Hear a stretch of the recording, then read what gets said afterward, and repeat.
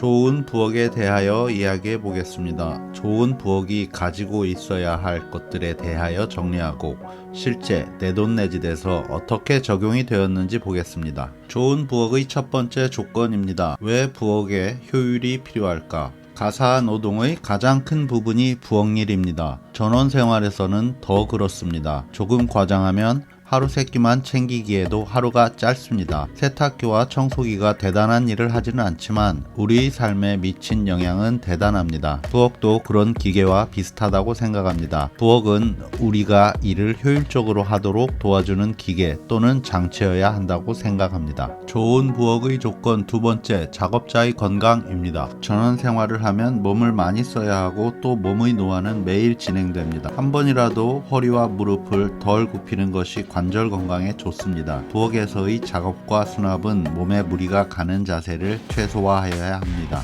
대표적으로 안 좋은 자세는 무릎과 허리를 굽히고 싱크대 하부장에서 물건을 찾는 것입니다. 시간과 관절 건강 두 가지를 모두 버리는 것입니다. 좋은 부엌의 조건 세 번째, 요리라는 작업의 특성, 집중력입니다.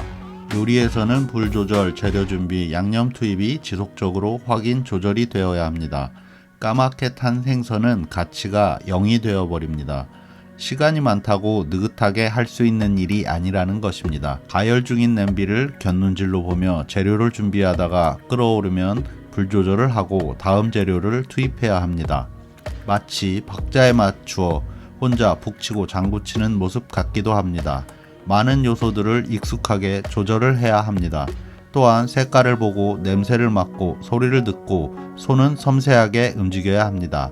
대단한 집중력이 필요한 작업이라고 생각합니다. 요리를 하다 방해를 받는다면 요리를 망치는 것은 당연한 일일지도 모릅니다. 지금까지 좋은 부엌의 조건에 대하여 이야기해 보았습니다. 이런 조건에 부합하는 부엌은 어떤 부엌일까 생각해 보겠습니다. 적절한 작업대의 크기에 대하여 생각해 보겠습니다. 우리의 눈의 위치나 팔의 길이 등 신체 구조는 보통은 바꿀 수 없으니 작업대를 우리의 몸에 맞추어야 합니다. 가능한 한 모든 것이 작업자의 한눈에 들어오고 손만 뻗으면 닿아야 합니다. 몸의 회전, 이동, 고개 돌림을 최소화해야 합니다. 필요 이상으로 큰 작업대는 작업자의 이동량을 늘리게 됩니다. 재료나 도구는 작업대를 벗어나지 않는 것이 좋습니다. 작업대를 벗어나면 부엌 바닥에 곡물을 흘려 오염시키거나 도구가 떨어져 다칠 수도 있습니다. 작업대가 작을수록 작업자의 속도는 빨라지고 피로도는 줄어듭니다.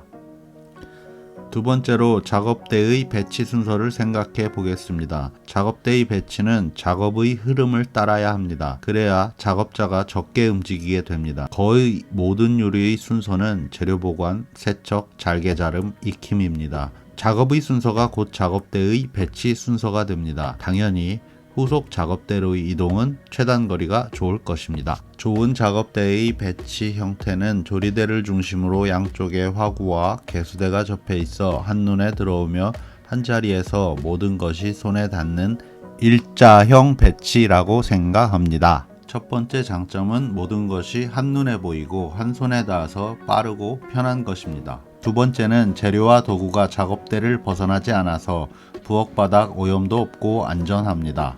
세 번째는 공간 활용도 집적도가 좋습니다. 매우 콤팩트한 부엌이 됩니다. 면적, 비용 절감이 됩니다. 네 번째는 뒤쪽에 보조 작업대 겸 건식 작업대를 놓으면 거의 모든 작업을 한자리에서 할 수 있습니다. 다중 작업이 가능하다고 할 수 있습니다. 싱크대를 꺾을 때는 고민을 해보아야 합니다. 한 번 꺾으면 니은자형이 되고 두 번 꺾으면 디귿자형이 되는데 꺾으면 단점들이 발생합니다. 꺾어야 한다면 그럴 만한 이유가 필요합니다. 첫 번째는 화구의 조리 상태를 곁눈질로 확인이 불가능하니 계속 고개를 돌려서 견제를 해야 합니다. 두 번째는 도구와 재료가 작업대를 벗어나 부엌 바닥을 가로지를 수 있게 됩니다. 바닥이 오염될 수도 있고 경우에 따라서는 안전상의 문제를 일으킬 수도 있습니다. 세 번째는 꺾인 부분의 싱크대의 하부장과 상부장에 데드 스페이스를 만들게 됩니다.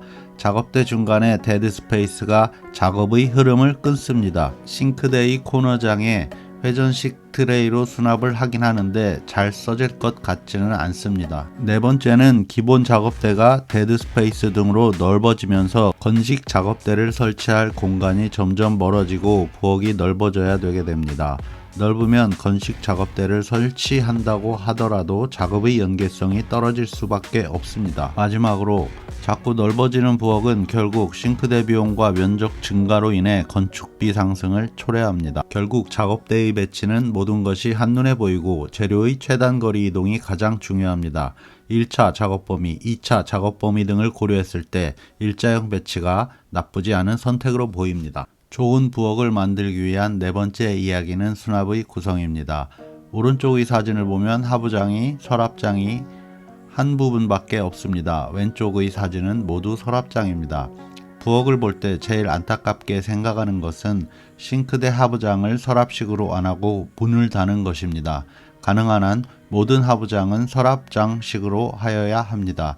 하부장이 서랍장이 아니면 물건들을 쌓아놓거나 안쪽부터 차곡차곡 놓게 되므로 필요한 것 하나만 꺼낼 수 없고 무릎도 굽히고 허리도 숙여야 하므로 자세가 좋지 않습니다.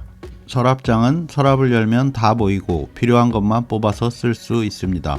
원가 절감을 위해서 서랍장을 줄이면 안 됩니다. 싱크대 시공을 직접 맡기신다면 싱크대를 계약할 때 하부장을 모두 서랍장으로 선택하셔야 합니다. 서랍장이 문만 달린 것보다는 당연히 비용이 더 들어갑니다. 그렇지만 더 짧은 싱크대로 더 많이 편리하게 수납하는 방법입니다. 제가 지금까지 이야기한 것들을 실제로 적용해 보았습니다. 내돈내짓 부엌 보면서 실제로 편할지 어떨지 생각해 보시면 좋겠습니다. 우측부터 냉장고, 개수대, 조리대, 화구까지 작업 순서에 따라 일직선으로 최단 거리로 이어집니다. 전체 폭은 세탁기 제외하고 1.5m 정도로 기본적이며 최소의 크기에 가깝습니다. 작업대의 중심인 조리대 앞에 서면 모든 것이 손을 뻗으면 닿습니다. 냉장고에서 재료를 꺼내서 물로 씻고 적당한 크기로 다듬고 자르고 화구에서 익힌 후에 조리대에서 그릇에 담으면 요리는 완성이 됩니다. 상부장이 위로 열려야 화구 쪽에서도 접근이 쉽습니다. 그래야 완성된 요리를 그릇을 꺼내 담기가 편합니다. 만약에 상부장이 양쪽으로 열리는 방식이라면 싱크대 문에 걸려서 화구 쪽에서 그릇을 꺼내지 못합니다. 설거지할 때 개수대, 건조대, 상부장으로 가장 짧은 경로로 그릇들이 이동하게 됩니다. 하부 서랍장으로 가는 그릇들도 있겠지만 개수대 앞에서 팔만 움직이면 됩니다. 싱크대 하부장은 폭이 넓은 서랍장으로 구성하였습니다. 찾기도 쉽고 빼고 넣기도 쉽습니다. 작업자가 뒤로 돌면 보조 작업대로 쓰이면서 주방에서 쓰는 전기 기구들이 있습니다.